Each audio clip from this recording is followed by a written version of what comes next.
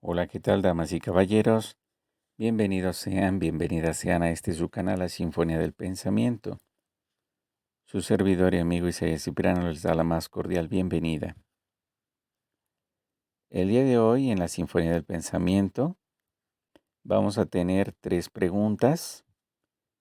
En realidad son preguntas que pueden tener a su vez otras preguntas, pero originalmente son 3 preguntas las que voy a intentar responder a mis estudiantes lobos grises. La primera pregunta me dice lo siguiente: ¿por qué es importante la salud mental? ¿Por qué es importante la salud mental? Sabemos nosotros, porque la experiencia sí nos lo ha mostrado, que es muy importante tener la salud física, que nuestro cuerpo se encuentre en buenas condiciones, que haya un equilibrio, una cierta armonía, incluso una belleza, una presencia, etcétera. La salud mental, aun cuando no se pueda notar a simple vista, la salud mental, aun cuando sea necesario profundizar por otros caminos para cerciorarnos si realmente existe esa salud, es algo que generalmente pasa desapercibido. Solamente para las personas que son muy atentas, muy observadoras, incluso también para los especialistas, es importante toda una serie de rasgos que se van manifestando a través de la personalidad, a través de la conducta, a través del comportamiento, y esto permite que entonces se tenga un cierto diagnóstico, una cierta visión de lo que posiblemente esté ocurriendo con una persona. Tan es así que podemos, por ejemplo, notar en el brillo de los ojos, en el semblante del rostro, en el movimiento de las manos, en el movimiento de la boca, de los labios, en el tono en que se dicen las palabras, la forma en la cual nos dirigimos a ciertos aspectos, ciertas cosas, ciertas personas, etc. Todo esto y muchísimo más va abriendo un espacio hacia ese universo de lo desconocido, de lo oculto, de lo que se encuentra en nuestro pensamiento. Luego entonces, la salud mental pasa muchas veces desapercibida. No es tan evidente como la salud del cuerpo, pero los efectos que produce sí son muy evidentes. De ahí entonces que la importancia de tener salud mental tenga que ver también con el reconocimiento de las situaciones radicales, situaciones extremas, situaciones de riesgo que hacen que las personas se encuentren vulnerables o que hace que las personas se encuentren en un estado también de decaimiento, en un estado también de sopor, en un estado, por ejemplo, de depresión, etcétera. Por lo tanto, la salud mental es muy importante poseerla, mantenerla, buscar también el equilibrio entre nuestras ideas, entre nuestro pensamiento. En una sociedad tan grande, tan compleja como en la cual nosotros estamos habitando, es muy importante la salud mental, porque nosotros podemos, por ejemplo, darnos cuenta de que alguien tiene enfermedad en algún pie, que tiene, por ejemplo, alguna complicación en un ojo, que, por ejemplo, le puede fallar un oído, que tiene, por ejemplo, una mano amputada, etcétera. Son rasgos físicos que de alguna manera nos permiten saber que la situación anatómica o que la situación fisiológica tiene inconvenientes. Pero es más complejo hablar sobre la salud mental y tratar de determinar quién la tiene y quién no. Por salud mental estamos entendiendo una especie de equilibrio, una sensatez, una cierta forma de conducción en la que nuestro comportamiento no es anormal, no sale fuera de los esquemas conocidos, sino que más bien nuestra salud mental está en aquellos estándares de lo que es considerado como normal. Sé muy bien que la cuestión de la normalidad y la anormalidad, entre lo normal y lo anormal, es una cuestión que está sujeta al debate. No se sabe muchas veces bien a bien dónde comienza lo normal y dónde empieza lo anormal, o no se sabe bien a bien a qué le podamos llamar como una especie de salud mental óptima o una especie de salud mental deplorable. Pero los especialistas en estas áreas de especialidad, en estos campos, por ejemplo, en la psicología, la psiquiatría, se han dado avances significativos que nos permiten tener no solamente los test de evaluación con los que se pueden examinar ciertas cosas, ciertos rasgos, sino que también tenemos una serie de conocimientos teóricos, una serie de pruebas y experimentos que han ido asociando ciertas conductas con lo patológico, con lo enfermizo y otras con lo que sería, digamos, una salud óptima, una salud, por ejemplo, en este caso mental, adecuada. No estamos exentos, nadie está exento de que en algún momento alguna situación límite, alguna situación crítica, alguna situación que detone algo en nuestra sensibilidad anímica pueda irrumpir con fuerza provocando un trastorno.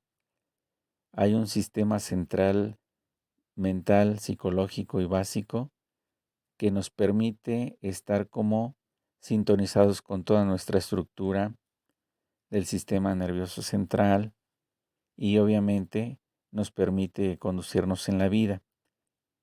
Pero alguna situación que sea verdaderamente, que esté fuera del lugar, que esté fuera de contexto y para la que no estemos preparados o preparadas, muchas veces nos puede representar un desafío para nuestra salud mental.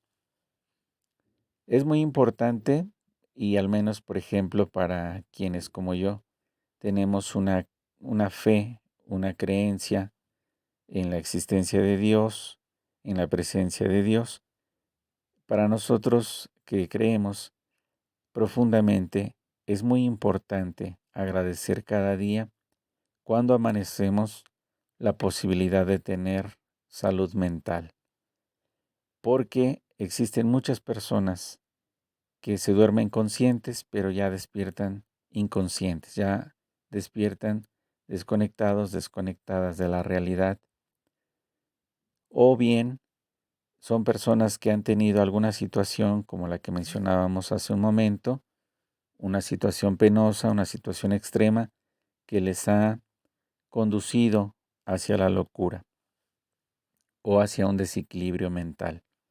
Por ello es muy importante agradecer. Me parece que nuestro contacto con la espiritualidad puede darnos esa posibilidad de estar equilibrados, nos puede dar la oportunidad de acomodar nuestras ideas, de poder tener una mayor sensatez, una mayor sensibilidad y al mismo tiempo enfrentar todo tipo de enfermedades, ya sean enfermedades de tipo físico, de tipo emocional, de tipo espiritual, de tipo mental, etcétera. Entonces, ¿por qué es importante la salud mental? Es importante porque nuestra vida, si realmente es una vida digna, tiene que poseer la salud.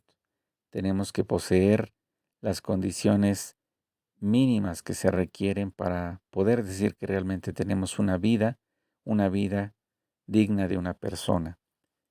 Y también es importante la salud mental, no solamente por lo que respecta a mi vida individual, a mi vida subjetiva, a mi vida en lo personal, sino también porque como seres sociales que somos, estamos en interacción constante y muchas veces esa interacción se ve perjudicada, se ve obstaculizada, algunas veces también se ve beneficiada por el contacto con los demás, pero en el contacto con algún psicópata, alguna psicópata, con alguna persona que tiene algún trastorno mental o una situación de riesgo, puede no solamente esa persona estar en una situación de vulnerabilidad, sino que también se vulnera a todas las personas que están en su contexto, en ese espacio-tiempo en el que se encuentra la persona con el desequilibrio mental. Por eso es muy importante tomar en cuenta los estudios que se han hecho, sobre todo esos estudios de divulgación que nos permiten de alguna manera encender las alarmas, las alertas, para estar prevenidos, para estar prevenidas frente a una situación de riesgo.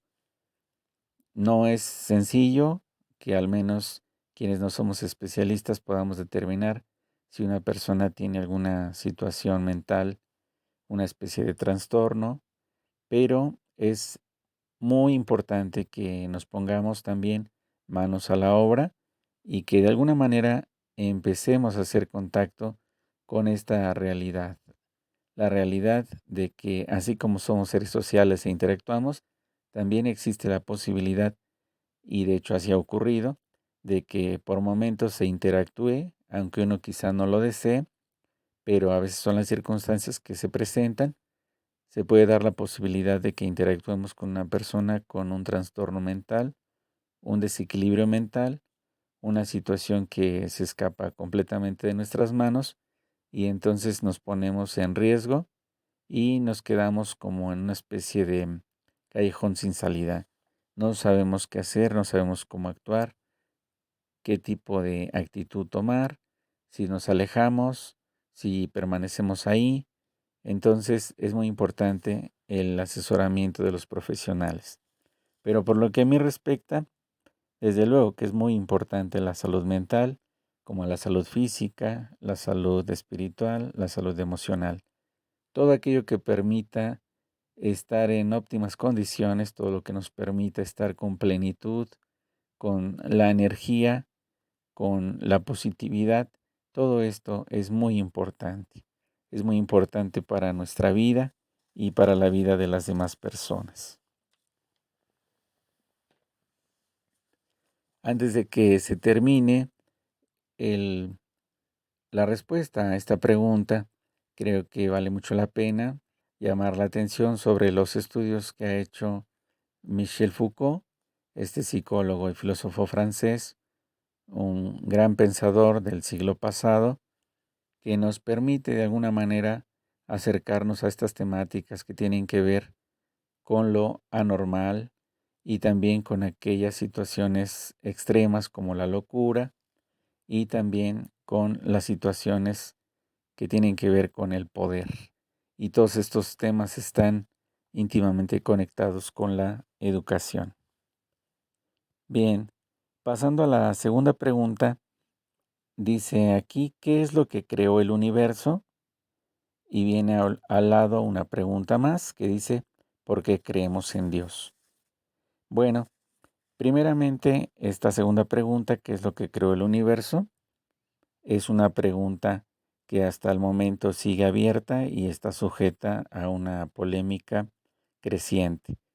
Ya hace algún tiempo se había dicho que hace 13.700 millones de años aproximadamente, a través de la gran explosión, se originó la vida inicial en el universo, un universo que está en expansión, que está manifestando toda una serie de elementos que combinados han originado la vida tal y como la conocemos después de la evolución. Sin embargo, esa teoría también ha sido puesta en tela de juicio. Es tan solo una posibilidad, pero junto a esa posibilidad pues también está la posibilidad muy grande de que exista un ser superior, un ser creador, una suerte de Dios o una suerte de energía o lo que se ha denominado también un impulso vital, una energía vital que ha generado todo cuanto existe. Tenemos defensores, tenemos detractores de estas posturas. Están quienes, obviamente, desde el punto de vista científico, están a favor de la formación del universo a partir de la gran explosión del Big Bang, pero también tenemos a los representantes, a los exponentes de las teorías que hablan sobre la existencia de Dios o sobre la existencia de la energía. Yo creo que hemos de asistir en lo inmediato a todo un escenario que la física cuántica está empezando a extender, a la teoría de cuerdas, etcétera. Estamos empezando a entrar a un campo verdaderamente fascinante y que puede de alguna manera revolucionar la manera de entender la constitución del universo. Y a partir de la constitución del universo, pues también, de alguna manera, acercarnos a la posible respuesta de qué o quién fue el creador del universo. A mí en lo personal me cuesta trabajo creer que, por ejemplo, la belleza y perfección de las hojas de los árboles sea debido a un capricho de la naturaleza, o sea debido a un accidente, o sea debido simplemente a un movimiento evolutivo. Yo creo que esa gran belleza, esa gran perfección, incluso esa gran perfección matemática y geométrica que existe, por ejemplo, en las hojas de los árboles, esos matices múltiples de colores que existen en las hojas de los árboles, por hablar tan solo de estos seres vivos, me parece tan increíble que no puedo imaginar cómo toda esa belleza y toda esa perfección viene de un caos primigenio. Me cuesta trabajo creerlo. Más bien me inclino a pensar que existe una inteligencia suprema, una mente universal, que ha diseñado las cosas de tal manera que se encuentran aspirando hacia su máxima perfección. El mismo cuerpo humano es una maravilla, incluso la misma anatomía nos muestra que tenemos elementos constitutivos realmente increíbles. Es una máquina perfecta, como se le ha llamado, una máquina que está sujeta desde luego también al desgaste, a la corrupción, a la muerte, pero es también el mismo cuerpo, es el depositario de nuestro pensamiento a través de la inteligencia, a través de nuestro cerebro, y a partir de ello pues también es nuestro cuerpo depositario de nuestra volición, es decir, de la voluntad de hacer o dejar de hacer. Entonces, si a mí me preguntan qué pienso sobre la creación del universo, yo me adhiero mucho al evolucionismo espiritual, concretamente el evolucionismo espiritual francés del siglo XX, que tiene a dos exponentes de gran magnitud que de manera muy profunda y respetuosa han estudiado la realidad. El primero de ellos es Henri Bergson y el segundo, el padre Teilhard de Chardin. Ambos autores son sumamente penetrantes, agudos. El padre Teilhard de Chardin ha hecho estudios, por ejemplo, no solamente en arqueología, en paleontología, sino también en geología, y de alguna manera su estudio profundo sobre la Tierra, sobre la evolución de la Tierra, sobre incluso la aparición del ser humano sobre la Tierra, le ha dado bastantes elementos para pensar que el origen de la vida está más allá de lo físico. Esto es de alguna manera lo que sus estudios han estado entreviendo, pero es justamente ese contacto con la realidad profunda lo que nos permite ir más allá, no quedarnos simplemente con meras conjeturas, sino que aquí son los hechos constatables, son los hechos medibles, son los hechos palpables, los que cada día nos están revelando más cosas.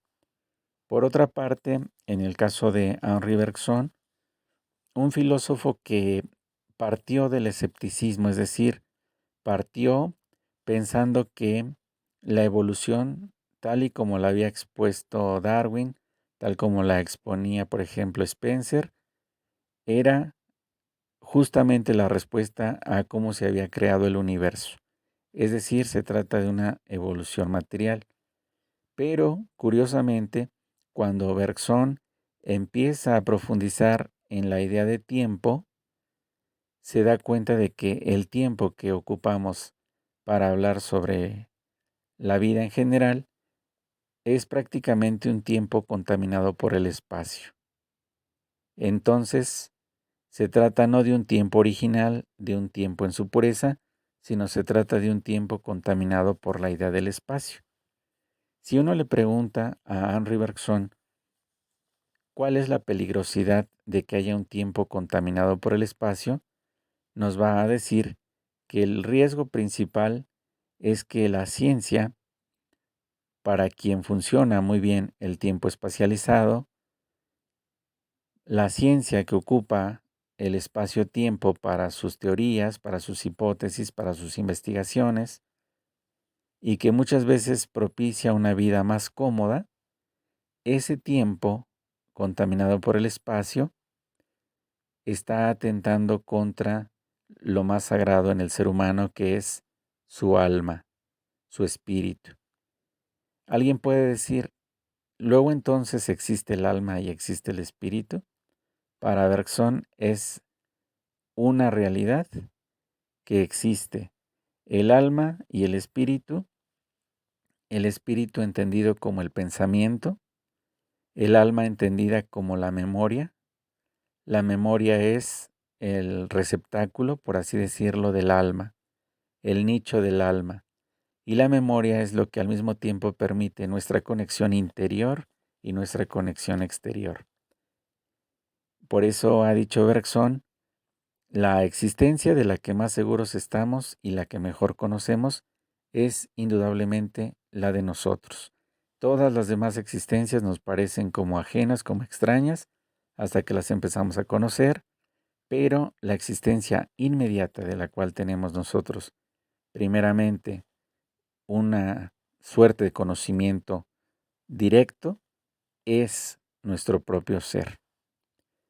En ese sentido, yo me adhiero concretamente a estas posturas evolucionistas. Sí es un evolucionismo, pero ya no material, sino es un evolucionismo espiritual.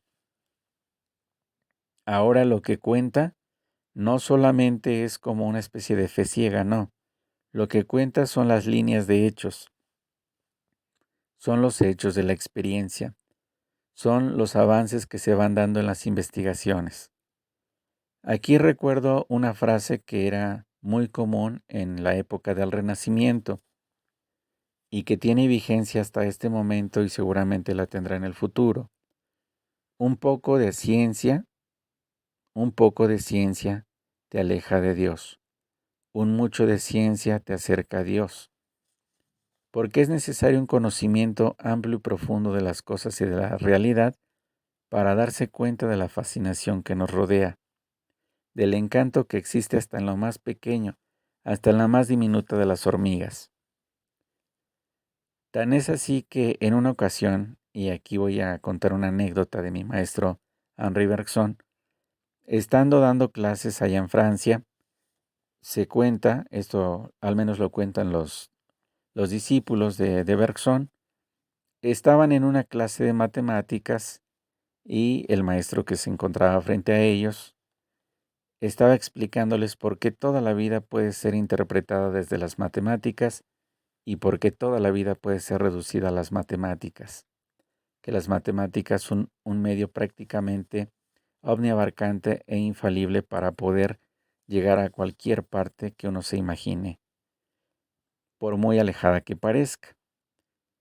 En ese momento, a las afueras del salón, iba pasando mi maestro Henri Bergson, el gran filósofo francés, el filósofo del movimiento, el filósofo del tiempo. Y entonces se acercó con todo respeto y le dijo a ese maestro, si las matemáticas pueden explicarlo todo, ¿acaso usted podría representar en una ecuación el movimiento que está describiendo la pequeña hormiga que en este momento está junto a la puerta? En ese instante, ambos se quedan viendo, los estudiantes que se encuentran ahí también se quedan viendo hacia el piso, y ahí justamente cerca de la puerta se encontraba una diminuta hormiga. Y entonces dice el matemático, Claro que puedo describir el movimiento de la hormiga. Y le dice mi maestro Bergson, ¿pero puede usted describir el movimiento de la hormiga mientras se está moviendo? ¿O tiene que esperar que se detenga o que muera o que desaparezca para que usted se imagine el movimiento? El matemático, pensando un poco las cosas, le dice, pues tendría que tener un punto de referencia para poder hablar de ese movimiento que está emprendiendo la hormiga.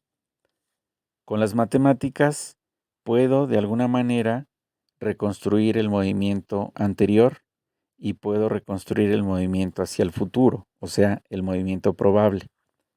Pero el movimiento presente es difícil de capturar porque al estarse moviendo, al estar estudiando algo vivo, pues no tengo un punto de apoyo, un punto de referencia.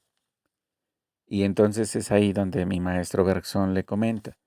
Justamente la filosofía que estudia la vida en su movimiento.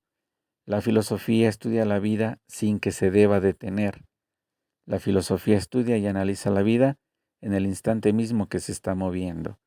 No necesita detener, no necesita capturar, no necesita que haya la muerte o que haya una prisión para empezar a calcular, porque la vida va más allá de los cálculos. Lo vivo no puede ser reducido a las fórmulas, y lo vivo es impredecible, es novedoso, está sujeto al cambio.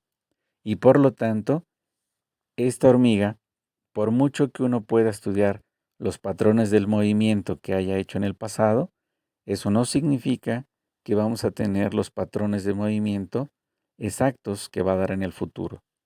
Podemos atinar algunos de ellos, pero no tendremos la certeza, porque estamos hablando de algo que ocurrirá en el futuro. En cambio, desde el punto de vista científico, y ya sea desde la astronomía, la física, etcétera, desde las ciencias duras, generalmente lo que se hace es ocupar un tiempo espacializado que le permite a las matemáticas moverse con seguridad, que le permite a quienes hacen los cálculos tener cierta estabilidad para poder maniobrar. Pero esto no ocurre con lo vivo, con lo que se está moviendo, con lo que está cambiando, con lo que se está transformando. Por ello, entre las grandes críticas que llega a hacer Bergson a la ciencia, una de ellas es esta. Lo que piensa la ciencia y lo que han pensado algunas filosofías muy cercanas a la ciencia es que se imaginan que los seres que estudian no están vivos, sino que los estudian como si fueran un fósil, como si fueran una fotografía, como si fueran algo estático, y por lo tanto no estudian las cosas, sino un símbolo de las cosas. Las matemáticas son un símbolo de las cosas, no son las cosas en sí mismas. La filosofía, por otra parte, lo que pretende es estudiar las cosas directamente en sí mismas, tal y como son en sí mismas, sin detenerlas, sin aprisionarlas.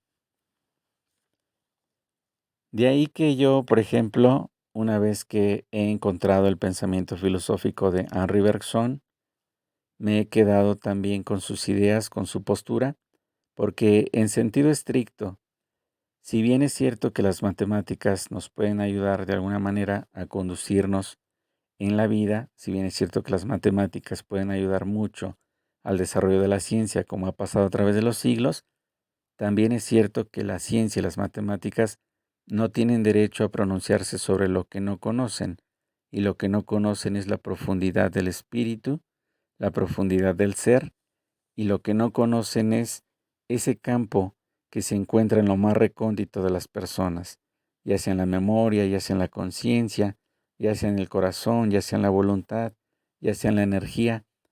Hay ciertas regiones para las que la ciencia no está llamada, y por ello Bergson ha sido un gran defensor del espíritu, justamente también de la metafísica, pero no una metafísica endeble, sino una metafísica muy fuerte, muy poderosa. Por eso se ha dicho con justa razón, y con esto termino, si algo no se le perdona a Bergson, es haber roto nuestras cadenas. Las cadenas de pensar que todo puede ser cerebralizado, todo puede ser intelectualizado, y que todo puede ser pensado sin tomar en cuenta los sentimientos. Muchas gracias, damas y caballeros. Espero haber respondido en alguna medida estas preguntas. Son 3 preguntas las que he tratado de responder. La primera de ellas, ¿es importante la salud mental? La segunda, ¿qué es lo que creó el universo? Y junto con esta una tercera pregunta que es, ¿por qué creemos en Dios? Esta última pregunta no he tenido oportunidad todavía de responderla directamente, pero ya de alguna forma he adelantado ciertas cosas al responder a esta segunda, ¿qué es lo que creó el universo? Muchas gracias, damas y caballeros.